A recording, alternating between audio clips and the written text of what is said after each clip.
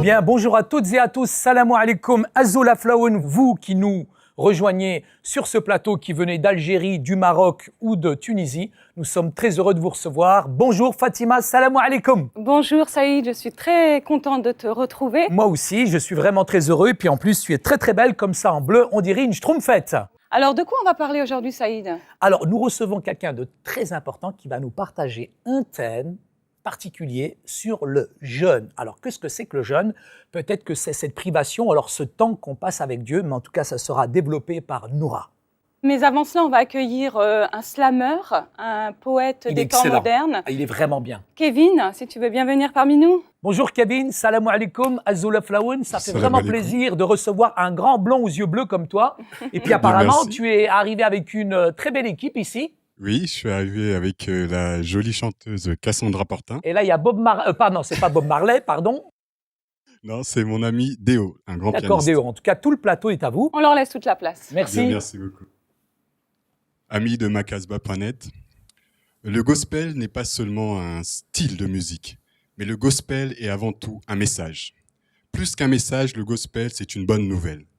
Et pour ma part et avec mon équipe, nous avons choisi d'exprimer le gospel en mélangeant poèmes, histoires et chants.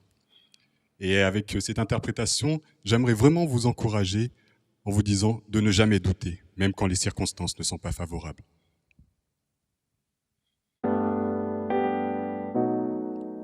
Père céleste, ma foi peut rencontrer différentes saisons. Elle peut aussi faiblir devant les montagnes ou trébucher le long du chemin de la vie. Mais ma confiance en toi, Jésus, ne peut frémir, car tu as conquis mon cœur. Et peu importe les circonstances, voire même les influences, je ne veux pas douter de toi. Quand s'élève autour de moi des montagnes et des combats, quand seul je me bats, je ne veux pas douter de toi. Quand la peine m'envahit, que mon rêve s'assombrit, là seul auprès de toi, je ne veux pas douter de toi. Quand la peur me poursuit dans le silence de la vie, je ne veux pas douter de toi. Je ne veux pas douter de toi. Je ne veux pas douter de toi. Je ne veux pas douter de toi. Je ne veux pas douter de toi. Non.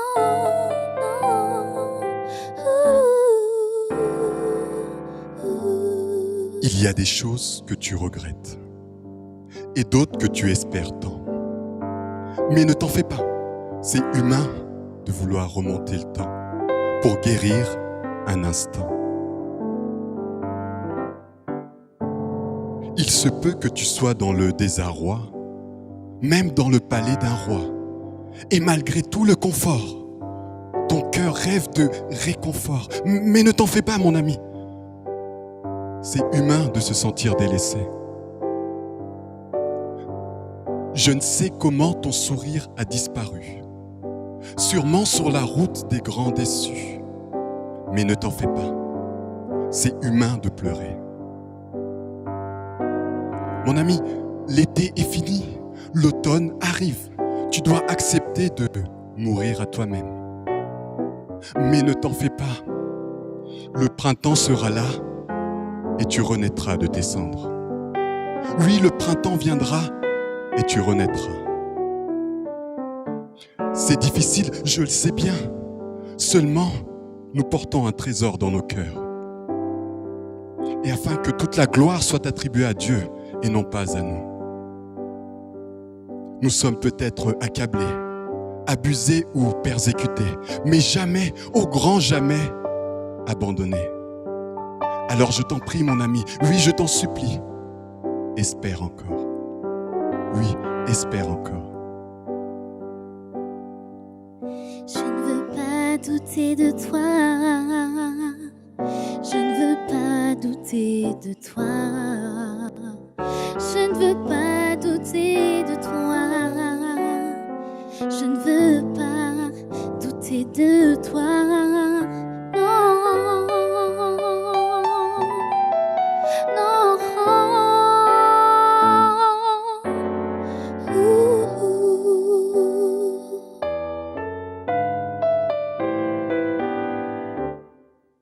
Amis de macasbah.net, ne doutez jamais de l'amour de Dieu. Pour ce deuxième chant, si je puis dire, mélange de poèmes et de chants, c'est une prière que j'adresse à Dieu. Peut-être qu'elle est la prière d'un de nos amis internautes. Si tu veux suivre avec nous ce chant et laisser ton cœur s'exprimer devant le trône de ton Créateur. Oui, je donne.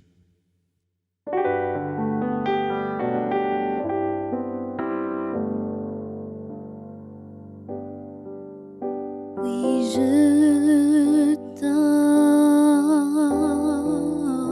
Toute ma vie à mon Sauveur et mon être, tout mon être à mon Seigneur pour la vie éternelle.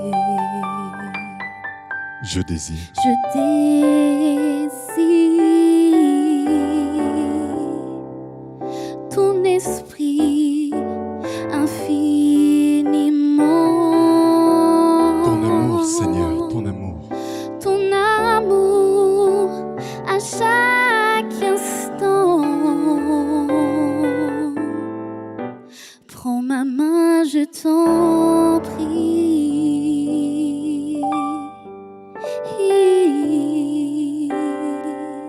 Car sans toi, Jésus, Car sans toi, qui pourrait subsister?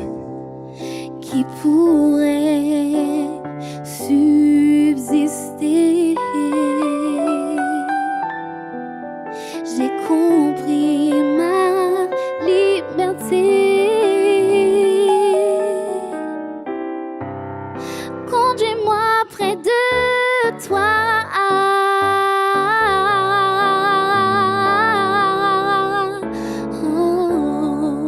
Près de la croix, Près de la croix, nous avons trouvé notre liberté. j'ai trouvé ma délivrance. Et je me plais en ta Je présence. me plais en ta présence, Seigneur. Fais de moi ta prisonnière.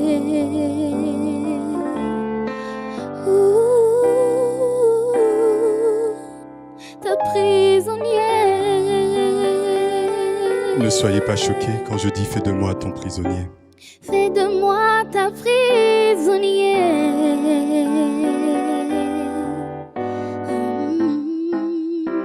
Fais de moi ta prisonnière. C'est la confession d'un homme en prison. Ce qu'il y a de plus dur lorsqu'on est enfermé, ce n'est pas le fait d'être séparé de sa famille ou de ceux qu'on aime. Le plus difficile n'est même pas la solitude, mais ce qui fait le plus souffrir et verser des larmes, c'est de se retrouver seul face à soi-même et de là devoir s'affronter dans ce silence insupportable. Seulement, même dans ce lieu sombre, nous pouvons l'invoquer. Oui, invoquer celui qui nous connaît de l'intérieur. Car ce qui compte, ce n'est pas le lieu où nous l'invoquons, mais ce qui a de la valeur à ses yeux. C'est la présence que nous désirons voir se manifester dans ce lieu. La Bible me relate l'histoire d'hommes, de femmes et d'enfants qui ont recherché le secours de Dieu dans des lieux déserts et sombres. Mais retenons bien que ce Dieu suprême et merveilleux est intervenu en leur faveur, sans les oublier. Ainsi je lui donne tout mon cœur et je lui donne tout mon être. Oui, je donne toute ma vie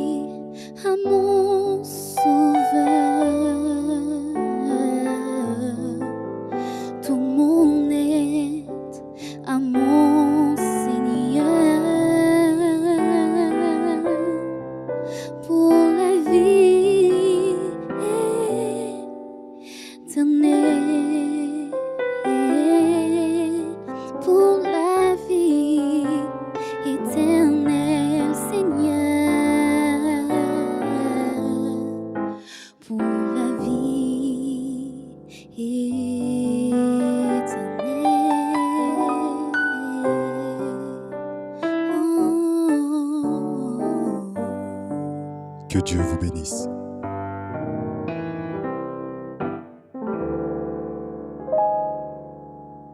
Merci en tout cas, Kevin, pour cette poésie urbaine qui nous a en tout cas vraiment touchés. Oui, merci à Kevin pour ce formidable message d'espoir. On peut le retrouver sur son site à tout moment. Et maintenant, nous retrouvons bien entendu Nora qui est d'origine algérienne. On sait qu'il y a beaucoup d'amis qui nous regardent en Algérie. Nora Al-Jazairiya, merci. Bienvenue à vous, Nora. Merci. Et je vous propose de voir la définition du jeûne. Le jeûne, c'est une privation de nourriture et ou de boisson pour un certain temps pour des raisons spirituelles. Le jeûne, c'est aussi un renfort pour la prière. C'est également s'humilier devant Dieu. Il y a différents jeûnes. Il y a le jeûne total qui consiste à ne boire ni manger. Cela ne doit pas excéder 3 jours car notre corps a besoin d'eau. Le jeûne partiel qui consiste à sauter 1 ou 2 repas afin de pouvoir mettre ce temps de côté pour le consacrer à Dieu dans la méditation et la prière. Mais aussi, il y a le jeûne d'habitude. Cela consiste à mettre des choses que nous avons du mal à lâcher, des choses qui nous coûtent, comme par exemple la télé, le sport ou d'autres choses qui vous tiennent à cœur, afin de consacrer ce temps également pour la prière et la méditation. Montrer à Dieu que nous le mettons à la première place, au-delà de nos loisirs, de tout ce qui peut nous attacher. Nous allons voir pourquoi nous sommes parfois amenés à jeûner. Quelles sont les raisons qui nous poussent à jeûner? Nous allons voir ici quelques exemples. Tout d'abord, jeûner, c'est servir Dieu. On dit en quelque sorte à Dieu, je te donne la première place. C'est aussi pour augmenter notre foi. La Bible dit que c'est un moyen de faire entendre sa voix auprès de Dieu. C'est chercher l'intimité de Dieu, la profondeur de Dieu. Pour mieux comprendre la parole, moi-même, j'ai expérimenté cela. Chercher une direction pour sa vie, un besoin d'intercéder pour une personne, que ce soit la famille, des collègues, des amis, pour recevoir une guérison, pour être délivré d'esprits mauvais. Jésus lui-même a dit dans Matthieu, verset 17, verset 21, chapitre 17, verset 21, que cette sorte de démon ne sort que par la prière et le jeûne. Alors, que devons-nous faire pendant la période de jeûne et quelle attitude avoir? Tout d'abord, nous devons nous approcher de Dieu avec humilité. Croire que Dieu est le seul qui peut répondre et agir dans notre situation d'impuissance, avoir la foi. Examiner notre cœur, être vrai devant Dieu, confesser nos fautes, nos péchés, et bien sûr, lire et méditer la parole et prier. Le jeûne doit se faire impérativement dans la discrétion. Tournez avec moi dans Matthieu chapitre 6, versets 16 à 18. Voilà ce que Dieu dit. Lorsque vous jeûnez, ne prenez pas un air triste, comme les hypocrites, qui se rendent le visage tout défait pour montrer aux hommes qui jeûnent. Je vous le dis en vérité, ils reçoivent leur récompense. Mais, quand tu jeûnes, parfume ta tête, lave ton visage, afin de ne pas montrer aux hommes que tu jeûnes, mais à ton Dieu qui est dans le lieu secret, et ton Dieu qui voit dans le secret te le rendra. Dans ce verset, Dieu nous demande d'être discret. Cette affaire de jeûne, en fait, concerne l'homme et son Dieu. Et ça doit être fait dans la joie et non la tristesse, parce qu'on doit le faire de tout son cœur, pour Dieu, pour trouver Dieu. Mais encore dans Isaïe chapitre 58, versets 3 à 4, alors que le peuple passait du temps dans le jeûne, il n'avait aucune réponse. Et voici ce que Dieu leur répondra. Voici le jour de votre jeûne. Vous vous livrez à vos penchants et vous traitez durement vos serviteurs. Voici, vous jeûnez pour vous disputer et pour vous quereller, pour frapper méchamment du poing. Vous ne jeûnez pas, comme le veut ce jour, pour que votre voix soit entendue d'en haut. Mais voici comment Dieu veut que nous jeûnons. Toujours dans Isaïe, chapitre 58, versets 6 et 7. Voici le jeûne auquel je prends plaisir. Détache les chaînes de la méchanceté. Dénoue les liens de la servitude. Renvoie libres les opprimés. et que l'on rompe toute espèce de joug. Partage ton pain avec celui qui a faim et fais entrer dans ta maison les malheureux sans asile. Si tu vois un homme nu, couvre-le et ne détourne pas de ton semblable. Alors, quels sont les bienfaits du jeûne ? Eh bien, tout d'abord, le jeûne nous transforme de l'intérieur, car l'Esprit de Dieu travaille notre cœur. Il purifie nos pensées, il nous remplit d'amour et de compassion pour les autres, il augmente notre foi. Voyons dans Isaïe 58 les promesses de Dieu pour celui qui jeûne. Isaïe 58, versets 18 à 12. Ta lumière poindra comme l'aurore et ta guérison germera promptement. Ta justice marchera devant toi et la gloire de l'Éternel t'accompagnera. Alors tu appelleras l'Éternel et l'Éternel répondra, me voici. Ta lumière se lèvera sur l'obscurité et les ténèbres seront comme le midi. L'Éternel sera toujours ton guide.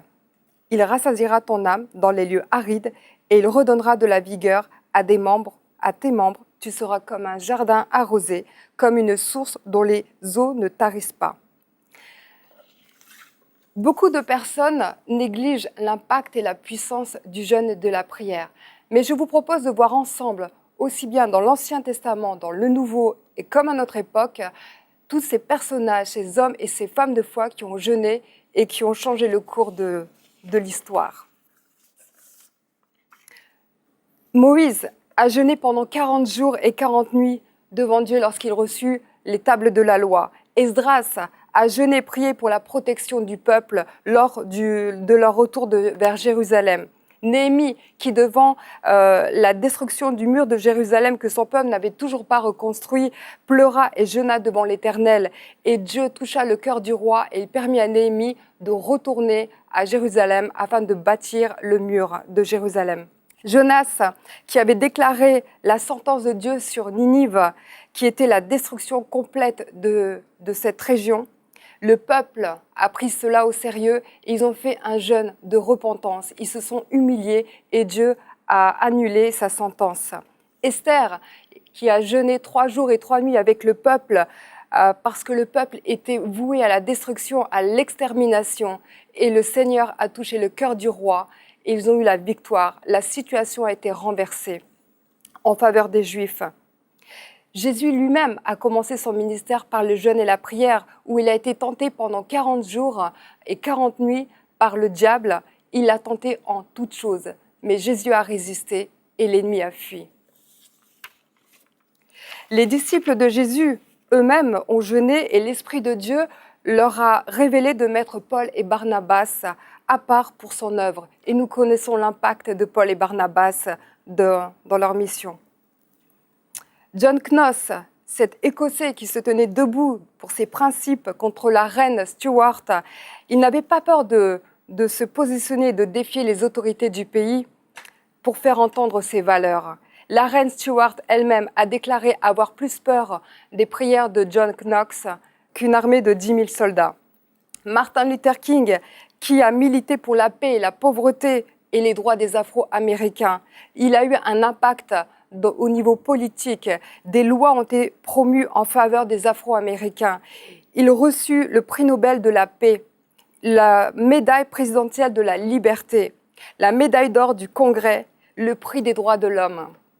Evans Robert, qui a été l'un des fondateurs du Réveil au Pays de Galles, la présence de Dieu a visité cette région puissamment. Les gens se sont repentis, se sont détournés. Le commerce de l'alcool et du jeu ont fait faillite parce que les pères ont décidé de retourner et de s'occuper de leur famille. Les politiciens eux-mêmes ont été perplexes devant ce changement d'attitude et ils ont mené leur analyse pour voir ce qu'il se passait exactement. Ce réveil a particulièrement touché les adolescents et les enfants. Alors, si vous aussi vous désirez, comme ces hommes et ces femmes de foi, avoir un impact dans ce siècle-ci, que ce soit au niveau de vos familles, des lois, des régions, des pays, faire descendre le ciel sur la terre et ainsi vivre et voir la puissance, la gloire et la présence de Dieu, alors vous savez ce qu'il vous reste à faire. Jeûner et prier. Que Dieu vous bénisse. Eh bien, merci à tous nos amis auditeurs qui nous rejoignaient encore sur cette émission de macasbah.net.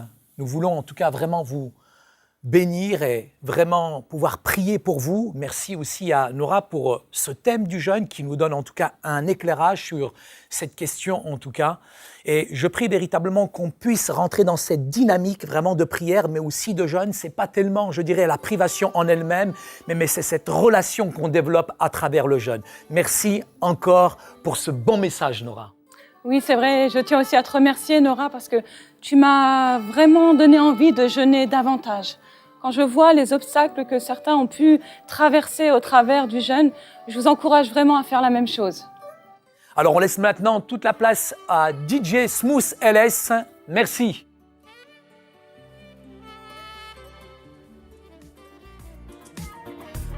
Et sur macasbah.net, après un temps de partage, après un temps de jeûne, c'est un temps de fête. Et à macasbah.net, on aime vous souhaiter la paix, on aime vous souhaiter la joie à notre Seigneur Jésus-Christ. Pour vous, auditeurs, auditrices, ce petit mix.